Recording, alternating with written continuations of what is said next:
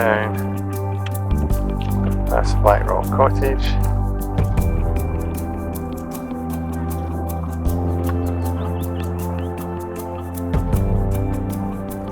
And past the King's House.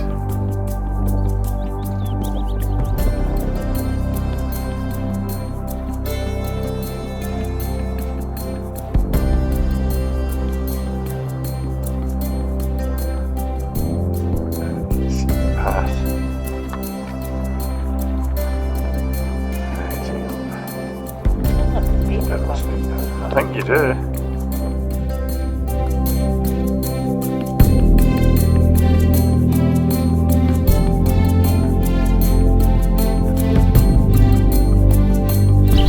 Morning all, it's day number 6, it's Sunday morning at 8:45 and we're starting from the Glencoe ski centre and we'll be walking 10 miles only today over the Devil's Staircase to Kinlochleven, and lovely Charlene has come along to join us, so we'll see you in Kinlochleven.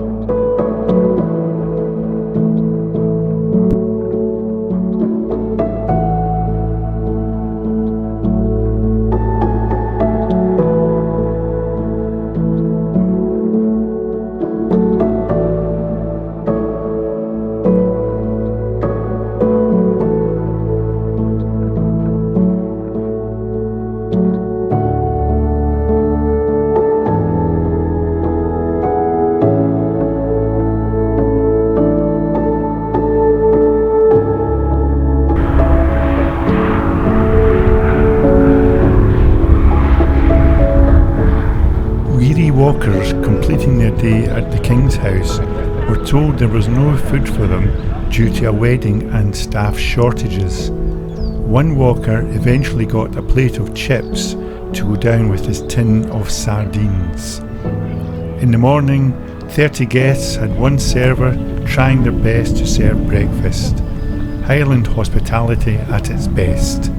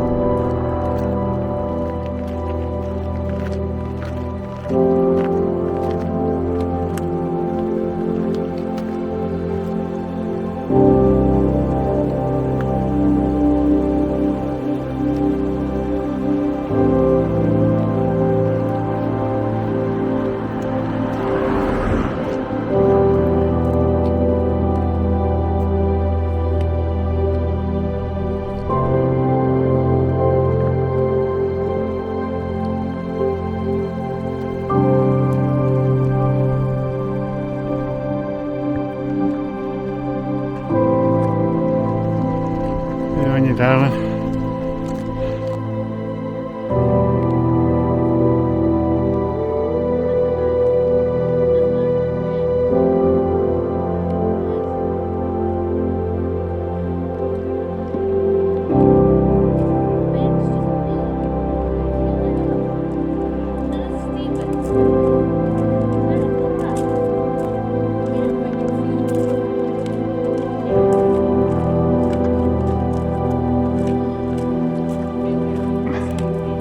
Well done, darling.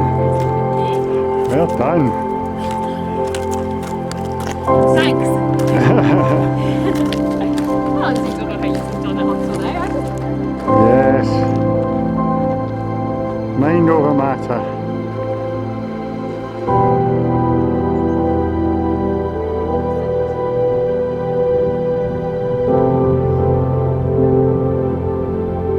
Looks really different from here.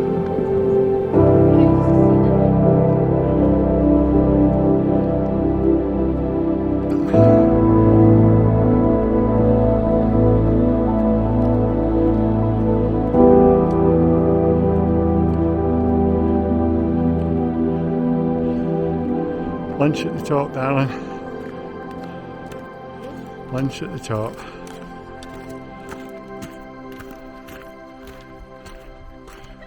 Come on, Charlene. Lunch at the top.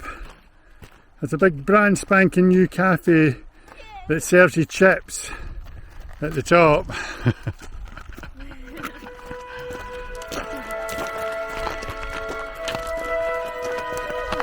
at the light though.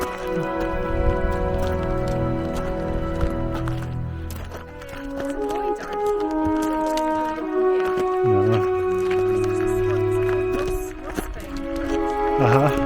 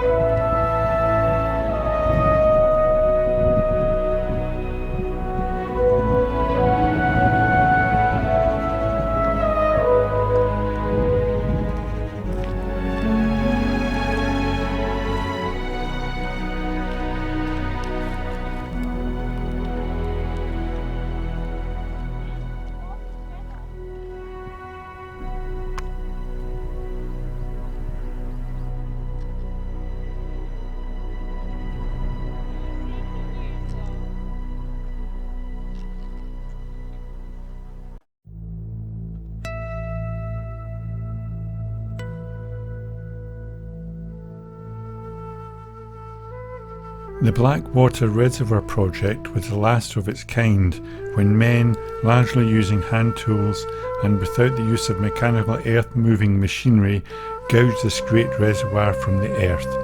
It is thought to be the last major project of the traditional navvies who made such a major contribution to the construction of Britain's canals and railways in the early part of the 20th century.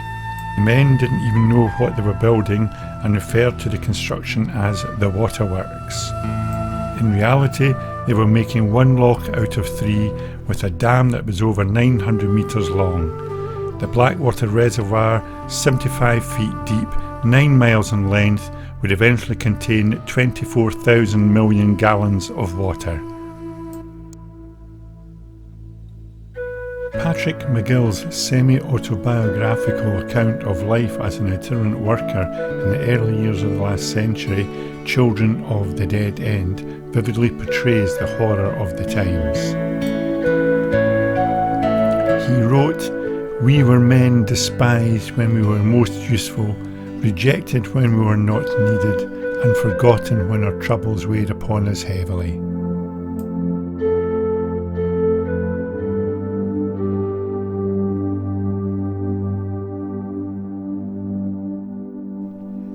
A short distance away is the most unusual graveyard.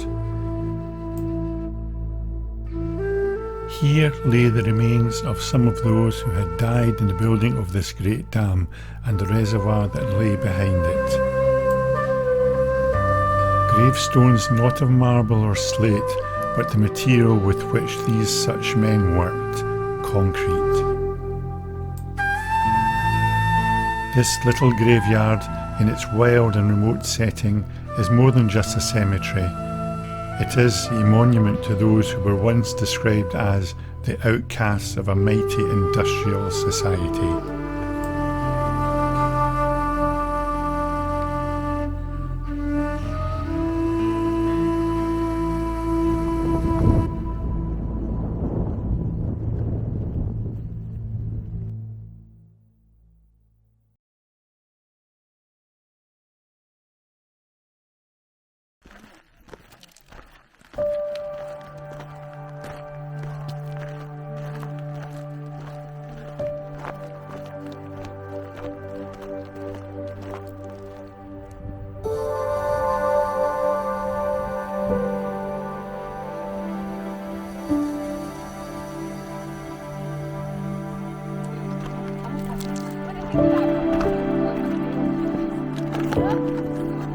Oh, poor Charlene, I know.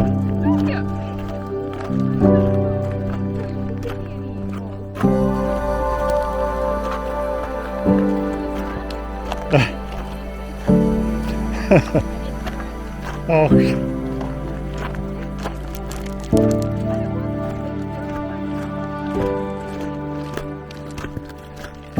Funny you should say that, Sean. I'd like to do that walk again. Yeah.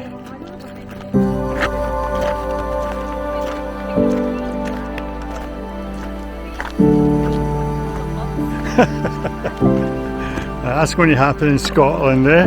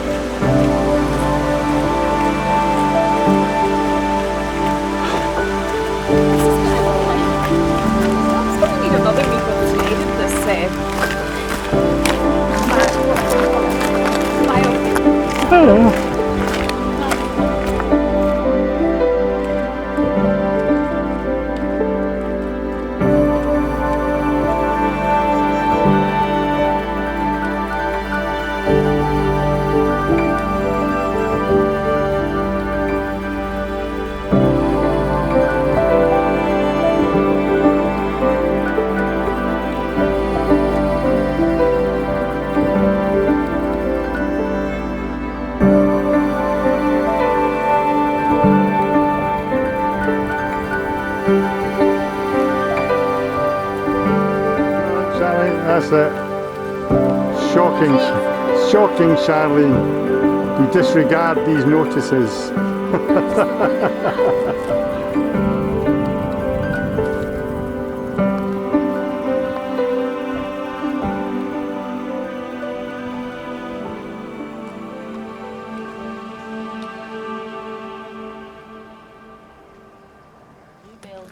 All right.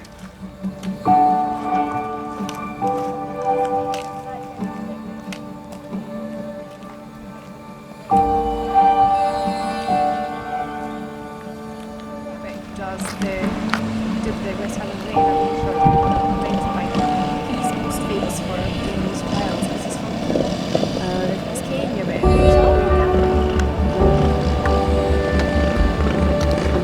Wow, look at the people. Well, this would be getting there quick.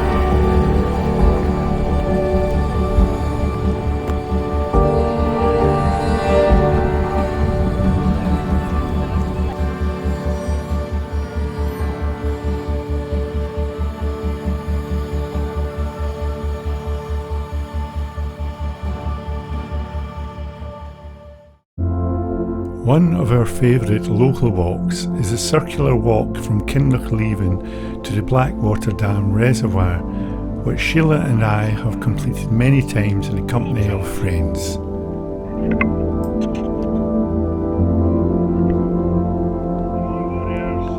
The walk follows the wooded banks of the River Leven,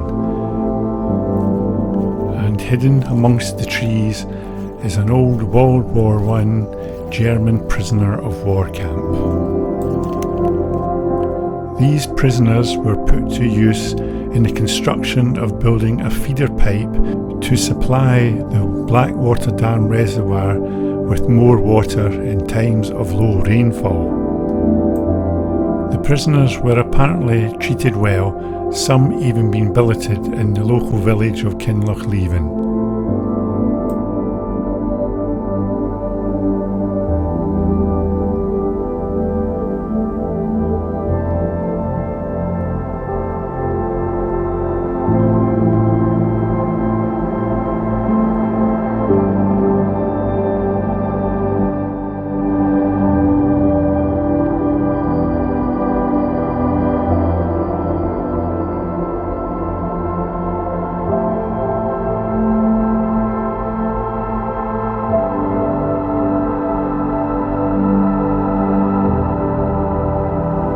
Nowadays, Scottish Water prevent walkers from accessing the top of the dam, and walkers must walk underneath the imposing structure.